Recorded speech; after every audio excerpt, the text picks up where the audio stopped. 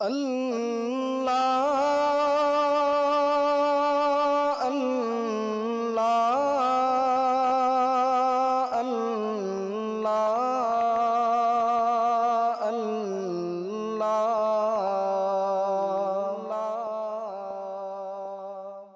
اللہ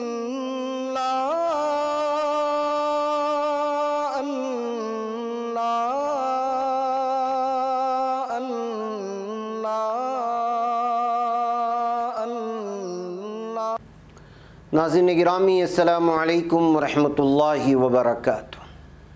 میں ہوں آپ کا میزبان انصار عزیز ندوی، اور آپ اس وقت سیدھی بات چینل کے خصوصی پروگرام ذکر میرے حبیب کا صلی اللہ علیہ وسلم دیکھ رہے ہیں۔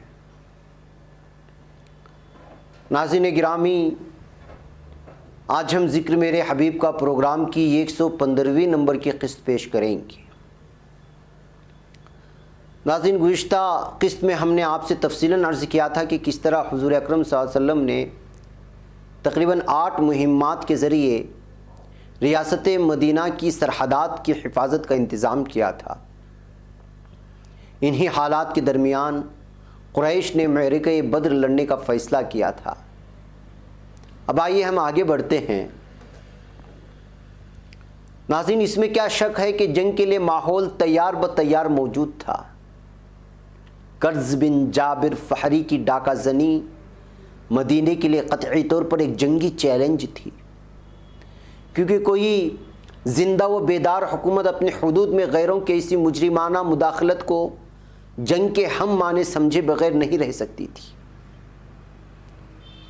دوسری طرف نخلا کا حادثہ ہو گیا، جس کی نوعیت اگرچہ ویسی سرحدی جھڑپوں کی تھی جیسے حکومتوں اور جنگی کمانڈروں کی مرضی کے بغیر سپاہیوں کے درمیان ہر دو ملکوں کی سرحدوں پر واقع ہوتی رہتی ہیں، مگر اہل مکہ کو اس واقعے کی بنیاد پر مخالفانہ پروپیگنڈے کی مہم چلانے کا سنہرا موقع مل گیا۔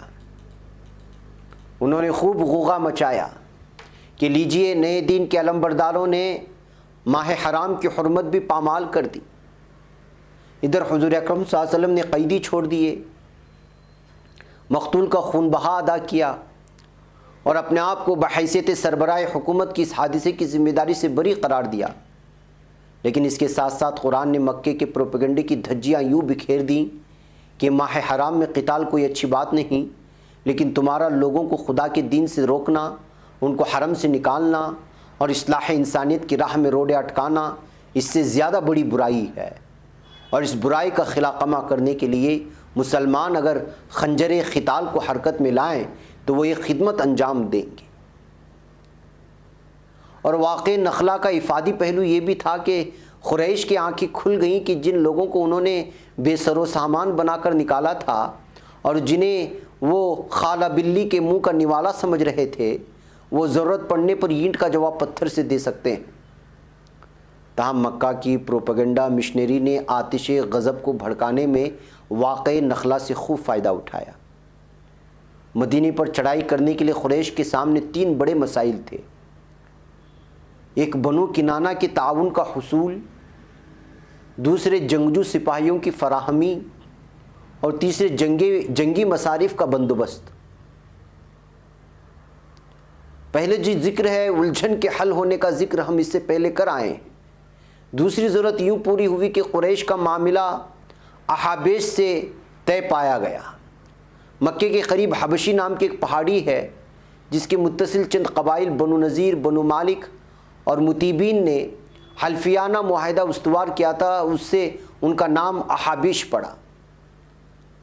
مکہ کے شہروں کے مقابل میں جو لوگ جنگجویانہ صلاحیتوں میں بڑے ہوئے تھے اور حلیفانہ بنیادوں کے علاوہ معاوضے پر بھی لڑائیوں میں کام دیتے تھے، یہ الگ بات ہے کہ جلدی کی وجہ سے پہلے معرکہ میں عملاً ان کو ساتھ نہ لیا جا سکا، اور قریشی سرداروں کو جنگ بدر کا نتیجہ دیکھ کر اس کوتاہی کو افسوس بھی ہوا ان لوگوں کو۔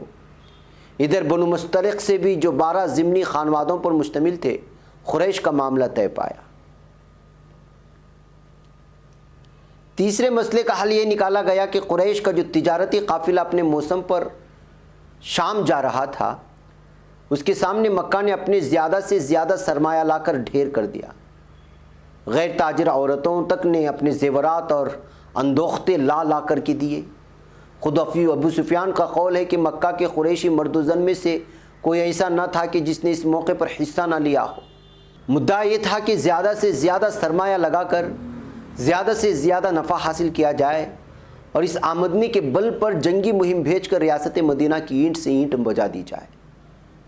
ظاہر سی بات ہے کہ معرکہ کی دوسری تیاریوں کے ساتھ جن کی اطلاع حضور اکرم صلی اللہ علیہ وسلم کو فوراً مل جایا کرتی تھی، اس تدبیر کے اختیار کرنے کے معنی یہ تھے کہ قریش کا یہ قافلہ تجارت بجائے خود جنگی کارروائی کا دیباجہ تھا۔ یوں کہیے کہ اسلامی تحریک کا گلا کاٹنے کے لیے قافلہ سونے کا خنجر لیے نکلا تھا۔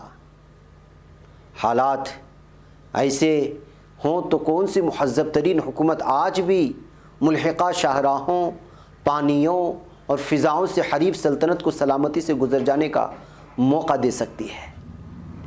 ہوائی جہاز مار گرائے جاتے ہیں، بحری جہازوں کو پکڑ لیا جاتا ہے یا تارپیڑو کر دیا جاتا ہے، سرمائے ضبط کر لیے جاتے ہیں اور ڈاک روک دی جاتی ہے، تجارتی مبادلے ختم ہو جاتا ہے۔ آخر مدینہ ہی کی ریاست کے لیے انوکھا تقاضا کیوں وضع کر لیا گیا ہے کہ اسے حریف کو اپنے سینے پر مونگ ڈلنے کی کھلی چھٹی دیے رکھنی چاہیے تھی، اور اگر نہیں دی تو اس کی مزاحمتی کارروائیوں کو لوٹ مار کی مہموں کا نام کیوں دیا جاتا ہے، جب یہ حقیقت واضح ہے کہ تجارتی شاہراہ ایسے علاقوں سے گزرتی تھی جو معاہدانہ تعلقات کی بنا پر مدینے کی زیر نقیں علاقے تھے، تو آخر اسلامی حکومت کیوں اپنے علاقوں سے حریف طاقت کو گزرنے کا موقع دیتی؟ کوئی وجہ نہیں کہ مدینے میں اس قافلے پر چھاپہ مارنے کا جو رجحان پایا جاتا تھا، اس کے سلسلے میں کچھ بھی معذرت کی جائے اور کسی بھی درجے میں اس کو سیاسی یا دفاعی گناہ تصور کیا جائے۔ اس قافلے پر ہاتھ ڈالنے کے لیے اگر مسلم طاقت بھی کچھ بھی داعیہ موجود تھا تو وہ اپنی جگہ بالکل بجا تھا، اور ابو سفیان کو اسی قسم کا اندیشہ ہوا تو نہایت درست ہوا۔ اندیشے کی فضا میں افواہ مدینے کی کسی اقدام سے قبل شائع ہو گئی کہ قافلے پر حملہ کرنے کی تیاریاں ہو رہی ہیں۔ ادھر ابو سفیان نے شام جاتے ہوئے مدینے کی فضا کو سونگنے کی کوشش کی تھی، اور واپسی پر وہ بہت ہی پھونک کر قدم رکھ رہا تھا۔ اس نے جائزہ لے کر جب یہ محسوس کر لیا کہ پراسرار قسم کی نقل و حرکت ہو رہی ہے اور خطرہ بالکل سامنے ہے، تو اس نے فوجی امداد طلب کرنے کے لیے اپنا قاصد مکہ دوڑایا اور قافلے کا راستہ بدل دیا۔ قاصد نے مکہ پہنچ کر عربوں کے مخصوص اسلوب پر اونٹ کے کان کاٹے، ناک چیری، کجاؤ الٹا کر دیا، خمیس پھاڑ دی اور روایتی نذیر عریاں بن کر دہائی دی کہ قریش کے لوگوں اپنے قافلے کو محمد مصطفیٰ صلی اللہ علیہ وسلم سے بچانے کے لیے نکلو، کہیں تمہارے پہنچنے سے قبل اس کا خاتمہ نہ ہو جائے۔ اس مروج ڈرامائی انداز نے مکہ بھر میں سخت جذباتی ہیجان پیدا کر دیا۔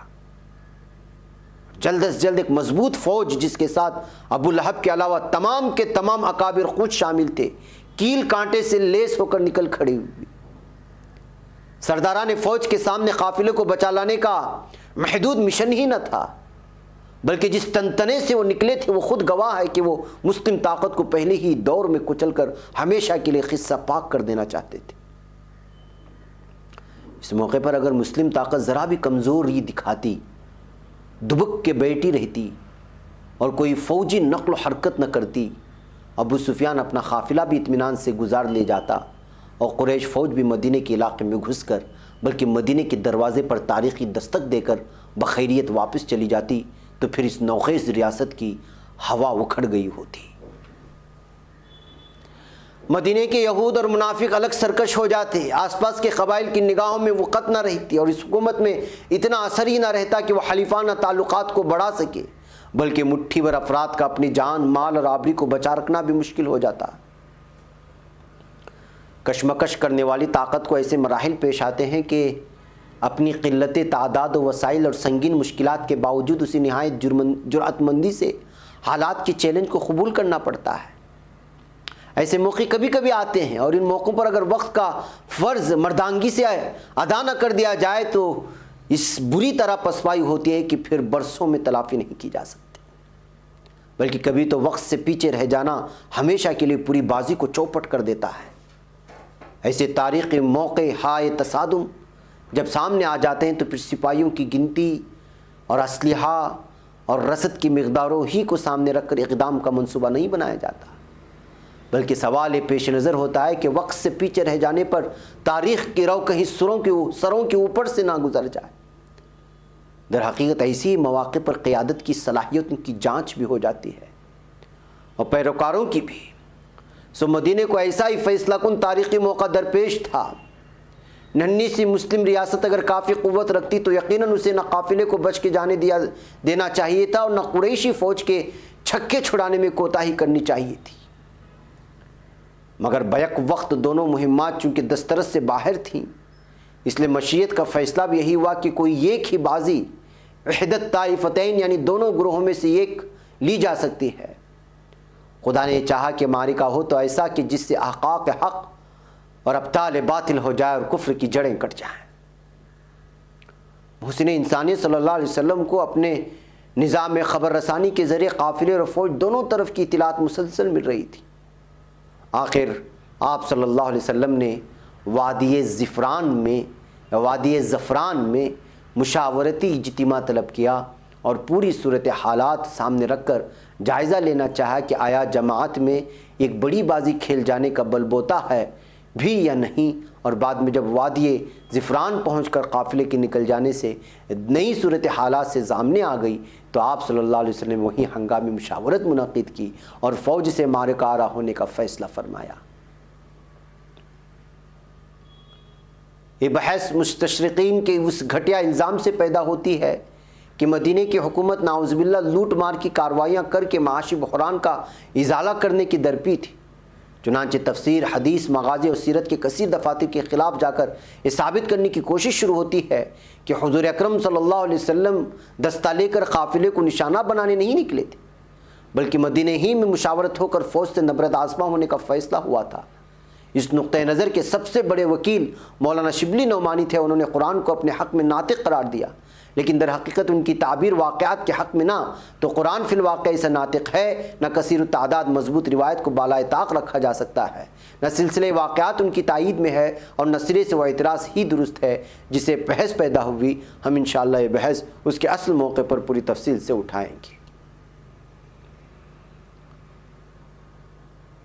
ناظرین گرامی، خود آپ صلی اللہ علیہ وسلم عزم رکھتے تھے کہ جو کچھ قوت فراہم ہے اسے زندگی اور موت کی بازی میں لگا دیا جائے۔ حضور اکرم صلی اللہ علیہ وسلم نے دونوں امکانات جماعت کے سامنے رکھ دیے کہ ادھر قافلہ ہے اور ادھر فوج، کس طرف اقدام کیا جائے۔ ایک خاص بڑے گروہ نے قافلے کی طرف اقدام کرنے کی تجویز کی حمایت کی، اور قرآنی اشارے کے بموجب اس گروہ میں کچھ ایسے لوگ بھی شامل تھے جو سہل پسندی کا شکار تھے اور جن کے لیے مالی مفاد بھی اہمیت رکھتا تھا۔ آپ صلی اللہ علیہ وسلم نے دوبارہ سوال دہرایا، جس کے معنی یہ تھے کہ حضور اکرم صلی اللہ علیہ وسلم قافلے والی تجویز کے حق میں نہیں تھے۔ اس کے بعد کیا ہوا ہم اگلی قسط میں آپ لوگوں کے سامنے بیان فرمائیں گے۔ یہ ناظرین گرامی جنگ بدر کا وہ نقشہ ہے جو آپ لوگوں کے سامنے رکھا جا رہا ہے، جس میں یہ کہا جاتا ہے کہ آپ صلی اللہ علیہ وسلم جنگ بدر کے موقع پر اپنی طرف سے اقدام کیا، وہ اقدام نہیں تھا۔ ایک طرف قافلہ ایک طرف فوج تھا۔ قافلے پر کیا حملہ کرنا چاہتے تھے تو وہاں پر الگ طرح کے سوالات اٹھ کر کے آتے تھے۔ ایک لمبی بحث ہے جو مستشرقین کے درمیان میں اور دشمنان اسلام کسی بھی طرح سے سیرت کے حوالے سے جس طرح عام طور پر دشمنیاں پھیلانے کی کوشش کرتے ہیں، اعتراضات جتا کر کے اسی کو جو ہے تھوڑا تھوڑا الگ الگ تفصیلی انداز میں ہم آپ کے سامنے رکھنے کی کوشش کر رہے ہیں۔ اگلے ہفتے بھی اسی پر بات ہوگی۔ مجھے اجازت ہے۔ السلام علیکم ورحمۃ اللہ وبرکاتہ۔ اللہ